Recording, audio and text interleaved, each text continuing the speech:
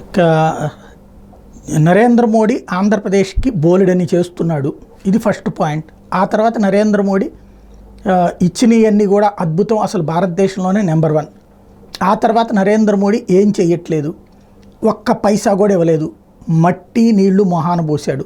ఇప్పుడు మళ్ళీ నరేంద్ర మోడీతోనే రాష్ట్రం బాగుపడుతుంది. ఈ 6 యూటర్న్ అనాలా, జెట్ టర్న్ అనాలా, ఏమైనా అనొచ్చు చంద్రబాబు గారి నాటి విధానం.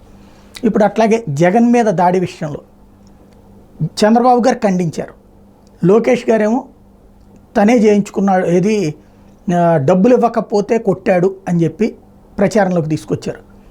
ఆ తర్వాత నాటకాలు ఆడుతున్నాడు జగన్మోహన్ రెడ్డి అని చంద్రబాబు గారు, తనకి తానే గీసుకున్నాడని చెప్పి పవన్ కళ్యాణ్ గారు, ఇట్లాగా యూటర్న్లు అయిపోయినాయి. ఇప్పుడు తాజాగా తెలుగుదేశం వాళ్ళని ఇరికించడానికి ప్రయత్నిస్తున్నారంటూ చంద్రబాబు గారు మాట్లాడుతున్నారు. అసలు పాయింట్ ఏంటి అక్కడ? రాయి వేసిన వాడు తెలుగుదేశం వాళ్ళతో తిరుగుతాడు.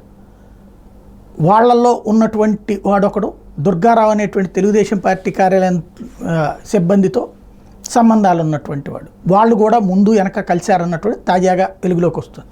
అయితే వాడు రాయేసినంత మాత్రాన తెలుగుదేశం చంద్రబాబు నాయుడు గారు, లోకేష్, పవన్ కళ్యాణ్ వేస్తాడని నేనైతే అనుకోను. కానీ ఈ కింద గుల పెరిగిపోతుంది కదా, హింస పెంచేస్తున్నాం కదా, చంపేయండి, కొట్టేయండి, నరికేయండి అనేటువంటిది, అలాంటి ఇన్స్పిరేషన్ ఇది. మందు కొట్టిన మత్తులో, గంజాయి తాగిన మత్తులో వేసి ఉండొచ్చు, బట్ అది వ్యక్తి చేసినటువంటి తప్పు. కానీ పార్టీని ఎత్తున పెట్టుకుంటూ ఉండటంతో అది తెలుగుదేశమే చేయించిందన్నటువంటి జగన్ పాయింట్కి సఫిషియెంట్గా అవునని చూపించేటటువంటి పరిస్థితి ఇప్పుడు చంద్రబాబు గారు తనంతట తానుగా తొందరపడి తెచ్చుకుంటున్నారు.